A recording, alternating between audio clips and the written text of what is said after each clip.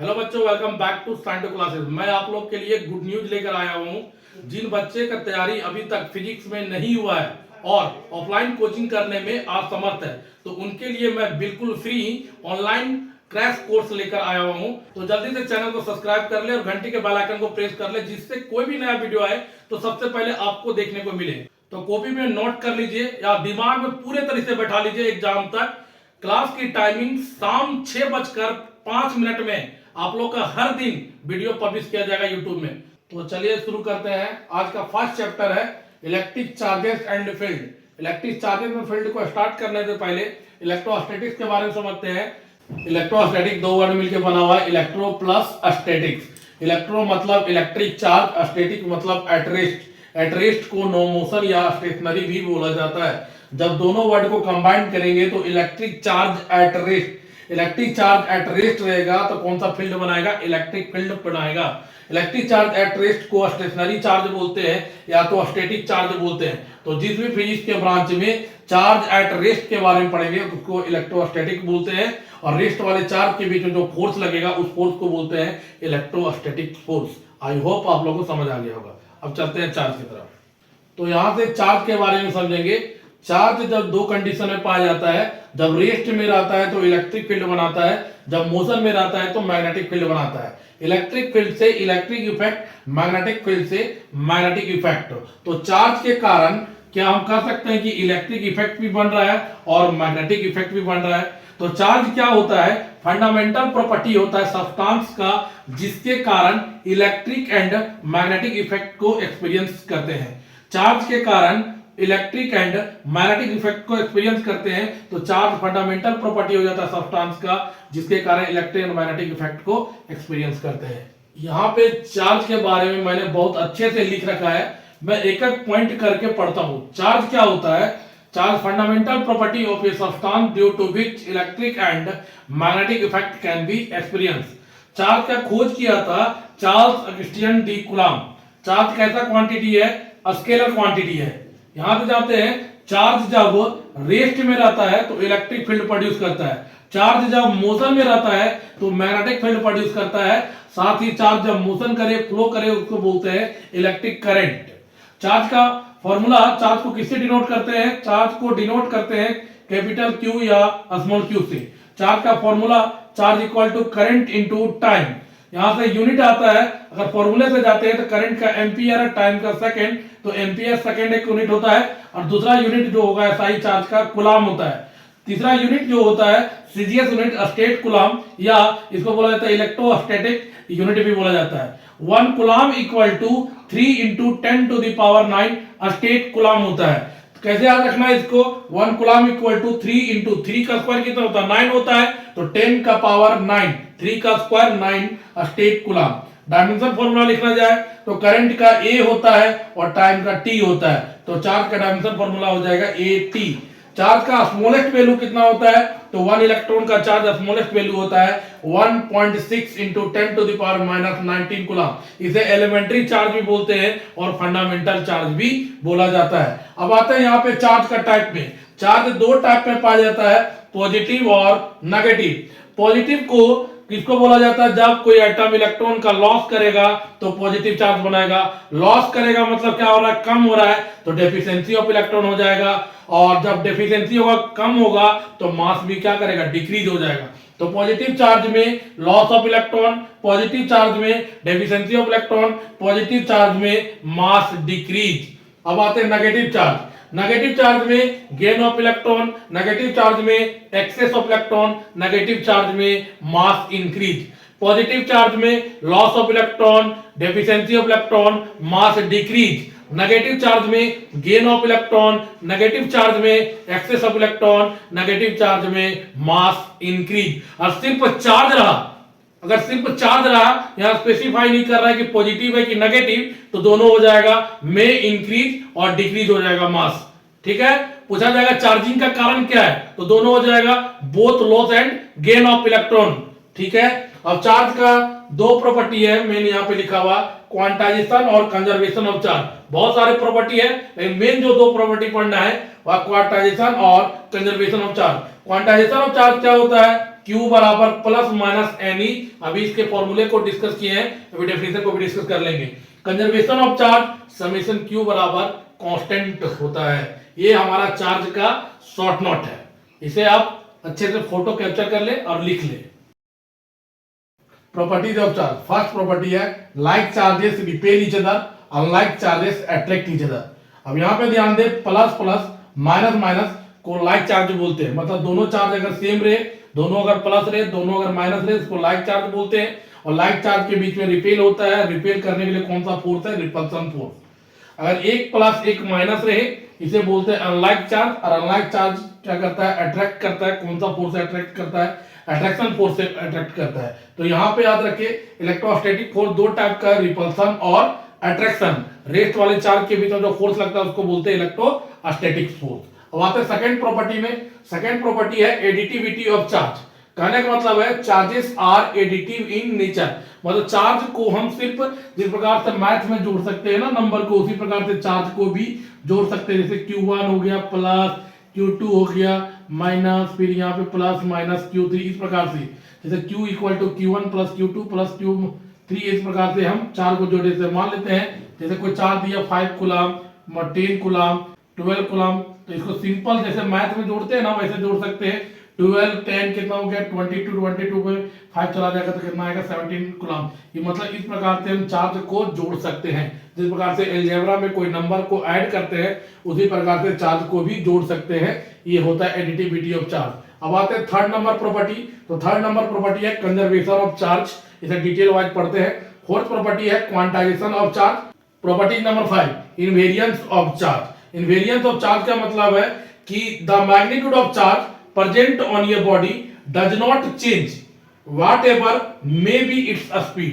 बोल रहा है कि चार्ज बॉडी के स्पीड पे डिपेंड नहीं करता है। अगर रेस्ट में रहेगा चार्ज तो भी ठीक है, और मोशन में रहेगा चार्ज तो भी ठीक है।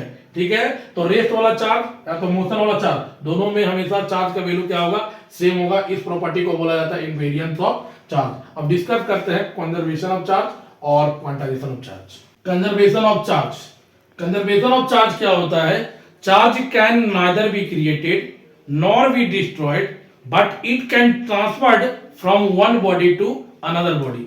मतलब चार्ज को ना ही बना सकते हैं ना ही विनाश कर सकते हैं, इसका सिर्फ एक बॉडी से दूसरे बॉडी में ट्रांसफर होता है।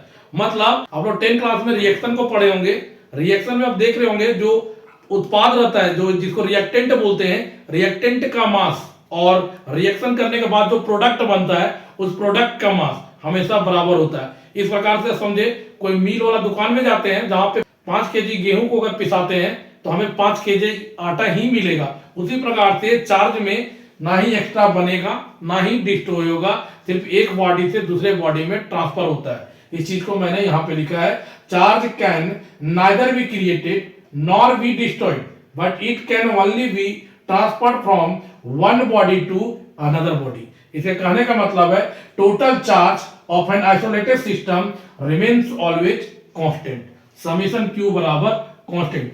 इसे याद रखने का एक सिंपल टेक्निक बताते हैं, इसको बोलते हैं टोटल, Q को बोला जाता है चार्ज, इसको बोला जाता है of an isolated system remains always constant. The total charge of an isolated system remains always constant. ये हमारा कंजर्वेशन ऑफ चार्ज का स्टेटमेंट है।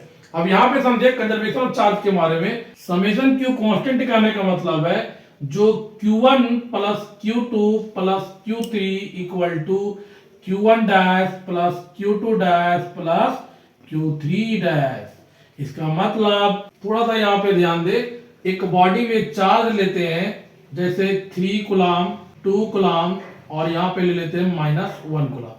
इस बॉक्स को अच्छे से हिलाएंगे, करके हिलाने के बाद इस बॉक्स में चार्ज आएगा, सपोज 5 कूलम, यहाँ पे आ जाएगा -2 कूलम। तो थर्ड वाले बॉडी में जो यहाँ के अंदर है उसके अंदर Q चार्ज कितना होगा, तो क्या करेंगे 3 2 5, 5 में 1 जाएगा कितना बचेगा 4 कूलम। यहाँ में 5 में से 2 जाएगा 3 कूलम, तो 3 coulomb plus Q equal to कितना हो जाएगा 4 कूलम। 3 कूलम को उधर बेचेंगे तो कितना आ जाएगा 1 कूलम इक्वल टू Q आ जाएगा। तो इस बॉडी में जो चार्ज आएगा वो क्या हो जाएगा Q हो जाएगा। इसको बोलते हैं, तो बॉडी को क्या बोला जाता है सिस्टम। सिस्टम के इधर वाले चार्ज जोड़ के तो भी सेम आना चाहिए, इधर वाला चार्ज तो भी जोड़ के क्या आना चाहिए, सेम आना चाहिए। इसको बोला जाता है कंजर्वेशन ऑफ चार्ज। तो charge can neither be created nor be destroyed but it can only be transfer from one body to another body. इसका कहने का मतलब है the total charge of an isolated system remains always constant, summation Q बराबर constant. I hope आप लोग को अच्छे से समझ आ गया होगा। अगर वीडियो अच्छा लग रहा है तो वीडियो को लाइक कर दे, चैनल को सब्सक्राइब कर दे प्लीज। दोस्तों आप लोग देख पा रहे होंगे कि वीडियो बनाने में बहुत मेहनत करना पड़ता है। चलिए आगे बढ़ते हैं। Quantization of charge. क्वांटाइजेशन का मतलब होता है अवेलेबल इन फिक्स अमाउंट, मतलब नंबर, कितना नंबर ऑफ इलेक्ट्रॉन को कलेक्ट करेंगे जो चार्ज फॉर्म करेगा। यहाँ पे ध्यान दीजिए, मान लेते हैं कोई बॉडी में चार्ज क्यू है कि कितना चार्ज बन रहा है, इसको इस प्रकार से समझिए क्यू इक्वल टू, अगर एक इलेक्ट्रॉन का चार्ज उस बॉडी से निकल रहा है तो उसमें क्या हो जाएगा, प्लस आ जाएगा क्योंकि लॉस कर रहा है। ऐसे 2 इलेक्ट्रॉन का निकल रहा था, 2 इलेक्ट्रॉन का चार्ज हो जाएगा। ऐसे ही हम अगर n इलेक्ट्रॉन उस बॉडी से निकालते हैं तो उस बॉडी में n इलेक्ट्रॉन का पॉजिटिव चार्ज आएगा। अगर मान लेते हैं उस बॉडी में अगर 1 इलेक्ट्रॉन लेता है, गेन करता है, तो क्या आ जाएगा, नेगेटिव चार्ज। ऐसे 2 इलेक्ट्रॉन लेगा तो 2 इलेक्ट्रॉन का चार्ज आएगा। इस प्रकार से अगर n इलेक्ट्रॉन लेता है बाबू तो n इलेक्ट्रॉन का चार्ज उस बॉडी में आ जाएगा। ठीक है, अब यहां से ओवरऑल कैलकुलेट करते हैं तो प्लस माइनस दिया हुआ है तो प्लस माइनस, यहाँ पे n हो गया, यहाँ पे इलेक्ट्रॉन हो गया। तो इसका जो क्वांटाइजेशन फॉर्मूला है इसका होता है Q बराबर प्लस माइनस Ne। यहाँ पे आप देख रहे होंगे यहाँ से जो फॉर्मूला निकलता है Q equal to plus minus Ne। इस फॉर्मूले से हम क्वांटाइजेशन ऑफ चार्ज के डिफिनेशन को तैयार करेंगे। क्वांटाइजेशन Q को बोला जाता है charge of any body, equal to को बोला जाता है is equal to, plus minus को बोला जा रहा है इंटीजर्स, n को बोला जा रहा है मल्टीपल ऑफ, और e को बोला जाता है एलिमेंट्री चार्ज। तो charge of any body is equal to integers multiple of elementary charge. ये इसका स्टेटमेंट है क्वांटाइजेशन ऑफ चार्ज का। तो चलिए चलते हैं आगे की तरफ। तो यहाँ पे डिफिनेशन लिखा हुआ है क्वांटाइजेशन ऑफ चार्ज का, the electric charge of any body is equal to integers multiple of elementary charge. इसको बोलते हैं charge of any body is equal to, plus minus को बोलते हैं इंटीजर्स, n को बोलते हैं मल्टीपल और e को बोलते हैं elementary charge. Charge of any body is equal to integers multiple of elementary charge. यहाँ पे फॉर्मूला होता है Q equal to plus minus Ne। Q हमारा चार्ज ऑफ बॉडी है, प्लस माइनस इंटीजर्स है, n हमारा नंबर ऑफ इलेक्ट्रॉन है। तो नंबर ऑफ इलेक्ट्रॉन हमेशा फिक्स नंबर में आना चाहिए, जैसे 2 आना चाहिए, 3 आना चाहिए, 5 आना चाहिए, 10 आना चाहिए, 1000 आना चाहिए, मतलब हमेशा फिक्स नंबर में रहना चाहिए वगैरह वगैरह। अगर n का वैल्यू कभी भी फ्रैक्शन में आए या पॉइंट पे आए तो ये क्या है, गलत है, क्योंकि इलेक्ट्रॉन कभी भी आधा, सवा, पौने कभी नहीं जाता, हमेशा फिक्स नंबर में ट्रांसफर होगा। इसलिए n का वैल्यू हमेशा फिक्स नंबर में आना चाहिए। और E हमारा रिप्रेजेंट कर रहा है चार्ज ऑन इलेक्ट्रॉन। इलेक्ट्रॉन का चार्ज कितना था, -1.6 into 10 to the power -19 coulomb. ये हमारा एलिमेंट्री चार्ज कहलाता है या तो फंडामेंटल चार्ज कहलाता है। ठीक है, अब चलते हैं क्वांटाइजेशन ऑफ चार्ज का न्यूमेरिकल की तरफ। अब आते हैं क्वांटाइजेशन ऑफ चार्ज से इंपॉर्टेंट ऑब्जेक्टिव या तो न्यूमेरिकल बोल सकते हैं। Which of the following charge is possible. तो फर्स्ट क्वेश्चन है which of the following charge is possible. बोल रहा है क्वेश्चन में कि कौन सा चार्ज का वैल्यू पॉसिबल है। तो इसके लिए क्या करेंगे, मिनिमम वैल्यू ऑफ चार्ज को पता करेंगे, और मिनिमम वैल्यू ऑफ चार्ज होता है 1.6 into 10 to the power -19 coulomb. अब क्या करना है कि 1.6 से सारे ऑप्शन को डिवाइड करके चेक करना है, जो पूरे तरीके से कट जाए, जिसमें कोई भी रिमाइंडर नहीं बचे, वो उसका इस क्वेश्चन का आंसर होगा। जैसे चलते हैं 1.6 के टेबल में 58 नहीं आता है, 7.5 नहीं आता है, 8.6 नहीं आता है, 3.2 आता है, 16 दूना 32, 16 टू जा कितना होता है 32, मतलब 1.6 से 3.2 पूरा पूरा कट रहा है। इसलिए इस क्वेश्चन का आंसर हो जाएगा 3.2 into 10 to the power -19 coulomb, option number D. ये इसका शॉर्टकट है। मतलब क्या करना है कि मिनिमम वैल्यू ऑफ चार्ज से इसको डिवाइड करके चेक कर लेना है, जो पूरा तरीके से कटे वो इसका क्या है, आंसर है। अब आते हैं सेकंड क्वेश्चन में, the number of electron for 1 coulomb. बोल रहा है कि 1 कूलम चार्ज के लिए कितना इलेक्ट्रॉन चाहिए। तो Q हमारा 1 कूलम चार्ज है, इलेक्ट्रॉन का चार्ज हम जानते हैं 1.6 इंटू 10⁻⁻19 कूलम होता है। हमें n निकालना है, नंबर ऑफ इलेक्ट्रॉन। हम फॉर्मूला जानते हैं Q बराबर NE, n बराबर क्या हो जाएगा Q बाय E।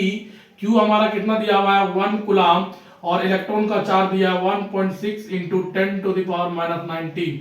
ठीक है, कूलम कूलम कूलम कैंसिल, इसको ऊपर भेजेंगे, पॉइंट हटाएंगे तो ऊपर में चला जाएगा 10, एक 0 हो गया, ये ऊपर चला जाएगा तो 10 के पावर 19 हो जाएगा और नीचे कितना हो जाएगा 16, एक 0 इसको दे देंगे तो ये हो जाएगा 100 इंटू 10 का पावर 18 बाय क्या हो जाएगा 16, तो डिवाइड करेंगे आएगा 6.25 10⁻18 इलेक्ट्रॉन का जरूरत है 1 कूलम चार्ज बनाने के लिए। कभी कभी क्वेश्चन में पूछ लेता है 2 कूलम चार्ज बनाने के लिए कितना चाहिए, तो 2 कूलम चार्ज 1 कूलम के लिए इतना, तो 2 कूलम के लिए क्या करना होगा, इससे मल्टीप्लाई कर देना होगा और जो आंसर आएगा इस क्वेश्चन का आंसर हो जाएगा। तो 1 कूलम चार्ज को बनाने के लिए इलेक्ट्रॉन चाहिए 6.25 इंटू 10⁻18। कौन सा ऑप्शन मैच कर रहा है, तो ऑप्शन नंबर ए 6.25 इंटू 10⁻18। अब इसको याद रखना कैसे है, याद रखना ऐसे दोस्तों, जैसे इलेक्ट्रॉन का चार्ज कितना होता है 10⁻⁻19। अब क्या करना, 19 से एक कम कर देना है 18 और उसको प्लस में ले लेना है। ठीक है, 19 से पावर एक कम कर देना है 18 और उसको प्लस में ले लेना है। तो यहां पे आप देख पा रहे हो 19 से एक कम करके पावर 18 होता है, इसको प्लस में लेना है। इस वाले चीज को याद रख लेना है, इसको याद रखने का शॉर्टकट तरीका है। तो 6.25 इंटू 10⁻18 होगा इस क्वेश्चन का आंसर।